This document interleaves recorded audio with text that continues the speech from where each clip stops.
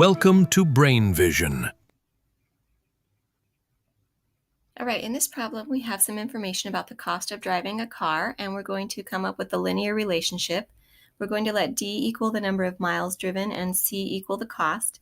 And we have some information that we can translate into ordered pairs. So we know that for 480 miles driven, the cost that month was $380. And for 800 miles driven, the cost that month was $460. So we can use those two ordered pairs to find the equation of the line for part A of the problem. So let's start by finding the slope. Change in y over change in x. 460 minus 380 over 800 minus 480. And that gives us 80 divided by 320, and that reduces to 1/4. And then for the y-intercept, we can use point slope form. Y minus y1 equals m times x minus x1.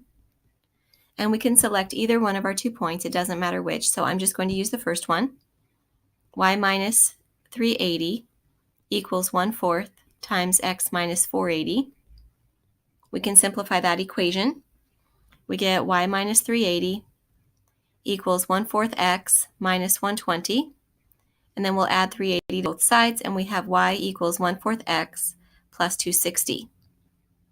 Now, putting it in terms of the variables that we were using in the problem, that would be cost, C, equals 1/4 times miles driven, D, plus 260.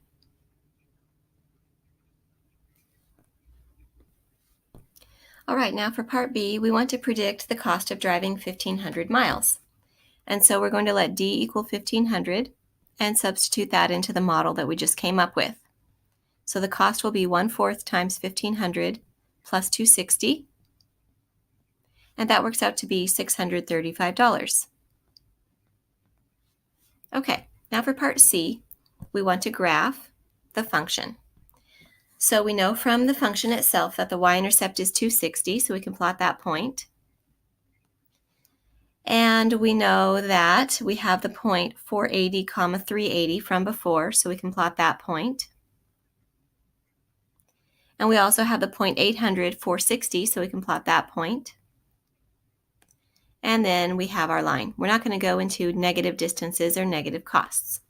So we'll just focus on quadrant 1. So what's the slope of the line? So the slope was 1/4. And that represents the cost per mile. $1 per 4 miles, or you could say 1/4 of a dollar per mile. You could say 25 cents per mile.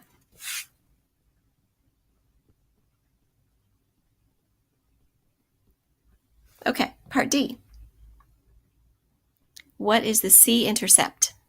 We would normally call it the y-intercept, but because we're using C on our y-axis, we'll call it the C-intercept.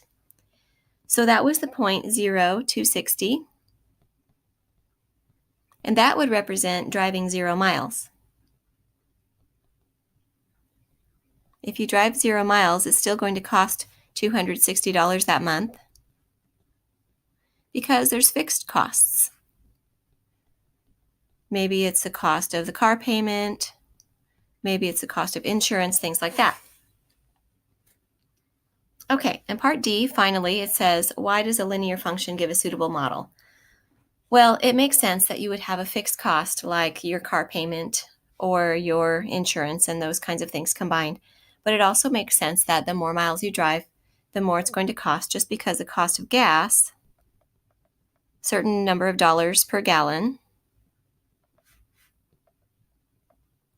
and then you have your gas mileage.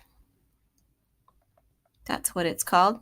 Gas mileage is so many miles per gallon. So even though for any particular car you might get better gas mileage or worse gas mileage depending on if you're driving on the freeway or around town, in general we could just sort of loosely say that you're paying a certain amount of money per gallon of gas and you're getting a certain number of miles for that amount of money.